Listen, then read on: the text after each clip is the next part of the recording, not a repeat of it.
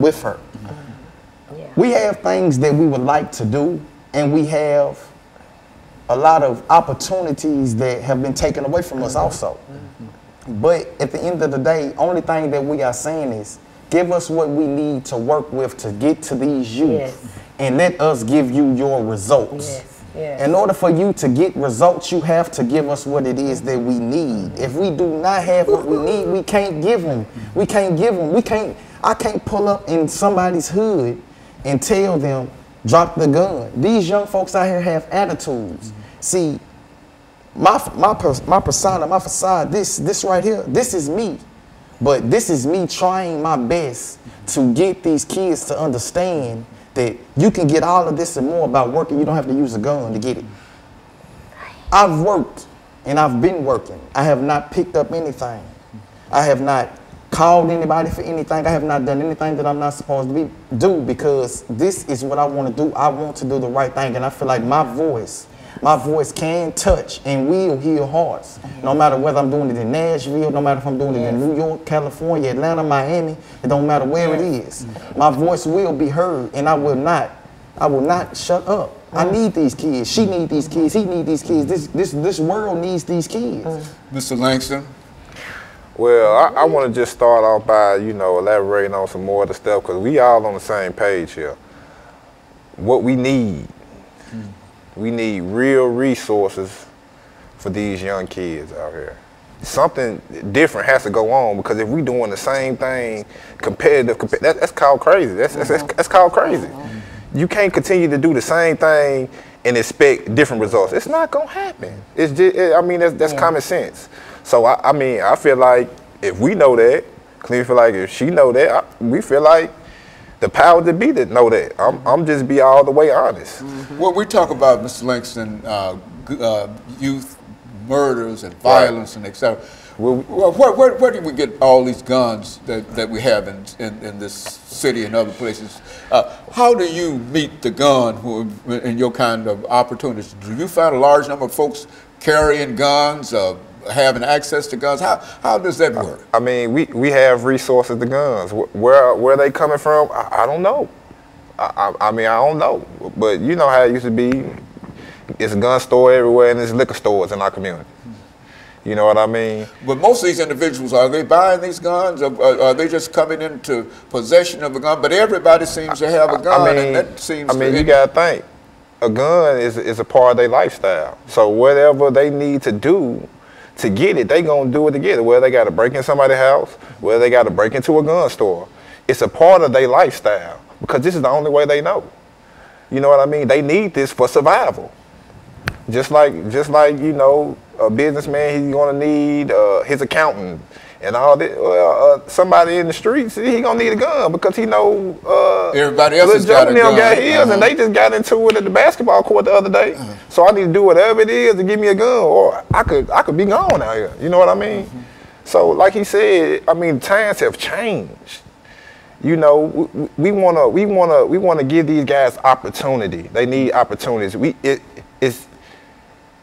The talking is over with. We can't talk to them. We have to come to them with something. We have to come to them with somewhere to go. We have to come to them with an opportunity to make some good money, some good, clean money. You know what I mean? We have to give them opportunity and show them that hope, that there is a way. Because they have no knowledge that you can change. And the will to do comes from the knowledge that you can do. Okay, Ms. Greenlee, let's close us out today. We've got about 2 minutes. Well, talk about these guns. Well, first of all, it's a setup. The guns was dropped through the system and the government, because we have done a survey. There's not as many guns in Brentwood, West End, and those kind of areas like they are in the hood. We also did a survey that we up to 100 murders here. We did a survey out in West End area, and they had, I think, probably 1 or 2 murders out there. So that speaks for itself. They dropped the guns in our neighborhoods on purpose. When I say they, the government, the system, and the crooked laws, and they did it the same way they did the dope. The dope is becoming a draft now, so people can't get the drugs like they used to, and so that's why they start robbing us. Now the opportunities is like Mr. Moore said, y'all know I've been out here for a long time. Why haven't nobody given me any money? Why any mayor, any elected official haven't invited me to the table? Because they know I'm going to change. They don't want us to change because it'll cut their salaries and it'll stop some of these grants that they getting. Also, it's another young man in your studio has a program called Leach Foundation. He got a business plan and everything, and we finna hook up in partnership and put it together, and we're gonna demand some funds. We be sent out to go to some of these resources, but we don't fit in. Either your parents made $1 too much or your parents made $1 too less. So when are we gonna get some resources for us? It's time for us to fill that gap.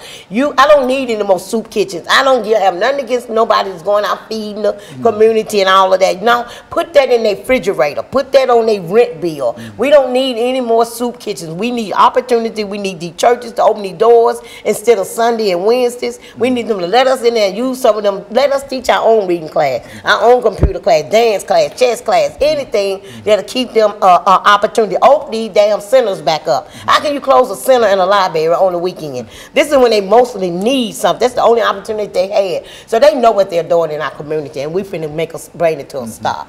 And so you think that there's not enough opportunities for people to come to young people to come together? People of low income, community centers and et cetera, that would it help. Speak for itself, Dr. Haney. I'm gonna say this right quick. Go to Germantown, which is on 5th Avenue North, right?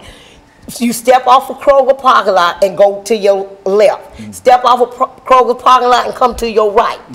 It speaks for itself. It speaks for itself. And of course, let me thank the three of you for bringing by that excellent information. And let me encourage our audience to tune in again next week for another informative edition of Comments. Thank you and good morning.